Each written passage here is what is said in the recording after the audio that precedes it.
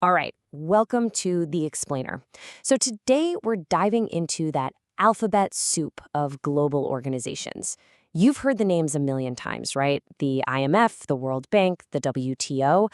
But what do they actually do? Well, that's what we're about to figure out.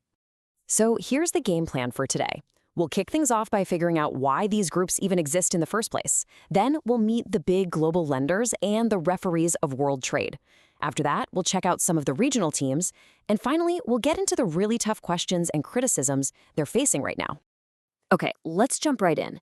Because, to really get a handle on these institutions, you first have to understand the massive world-changing problem they were created to solve. And believe me, it was a big one. I mean, just try to picture it. The world is basically in ashes. You've just come through the Great Depression, which led straight into the Second World War. So leaders are looking around at all this devastation, and they're asking themselves this monumental question. How do we build a system to make sure this never, ever happens again? And this timeline here, man, it just perfectly sets the stage, right? You can see this direct line from the economic chaos of the 30s to the absolute horror of World War II. It became crystal clear that economic instability and war were two sides of the same coin. So in 1944, delegates from 44 countries all gathered in this tiny town in New Hampshire called Bretton Woods. Their mission was huge: design a completely new, more stable economic order for the entire world. So what was the big idea that came out of this historic meeting? Well, the first major creations were these two incredibly powerful financial institutions. You've probably heard them called the Bretton Woods Twins, the World Bank and the International Monetary Fund. Now, here's something that trips a lot of people up because they get these two mixed up all the time, but they have totally different jobs. The way I like to think about it is this. The World Bank is kind of like a long-term construction company for nations, funding huge projects to help them develop. The IMF, though, they're more like the emergency economic mechanics, the ones you call when a country's economy is on the brink of collapse and needs a short-term bailout. And what's interesting is that the World Bank isn't just one single bank. It's actually a whole group, a family of four different parts.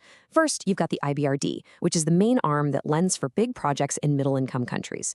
Then there's the IDA, often called the soft loan window, which gives these very long-term, low-interest loans to the absolute poorest nations on Earth. After that, you have the IFC, which focuses on kickstarting private businesses in developing countries. And finally, there's MIGA, which basically acts as an insurance company to encourage foreign investors by protecting them from political risks. So let's zero in on the IMF. The key thing to remember here is that they are the financial firefighters, right? When a country gets into what's called a balance of payments jam, which basically means more money is going out than coming in, the IMF steps in. They provide credit and expertise to stabilize the economy and stop the crisis from spreading. All right, so we've got the lenders and the financial paramedics in place, but that wasn't the whole puzzle. There was this other huge piece: trade. The world desperately needed a common rulebook for how we all buy and sell things across borders. And that has its own fascinating story. I mean, it just makes total sense, doesn't it? If you're trying to build a cooperative global economy, you can't have countries just throwing up trade walls or changing the rules on a whim. For global commerce to really work, you need a system that's fair, that's predictable, and that's open. So the first crack at this was back in 1947 with something called the General Agreement on Tariffs and Trade, or GATT. But here's the thing. It was just an agreement, not a real organization. And after years and years of super complex negotiations, especially this huge one called the Uruguay Round, everyone realized they needed something with more teeth. And boom, in 1995, the World Trade Organization was born. So you can think of the WTO as the official referee for global trade. Their whole job is to make sure everyone is playing by the same set of rules. They help countries negotiate new trade deals, settle disputes when one country accuses another of cheating, and just generally work to lower the barriers to trade around the world. Okay, so we've talked about the big global players, but what's also really fascinating is how countries team up with their neighbors. It's called economic integration, and you see these neighborhood teams popping up all over the world. And this latter analogy is a perfect way to think about it.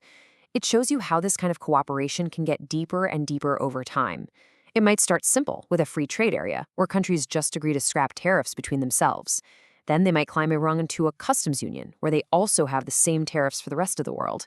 Go up again and you have a common market where workers and money can move freely. And the very top rung is a full-on economic union where countries might even share a single currency. And you can see this happening in the real world everywhere you look.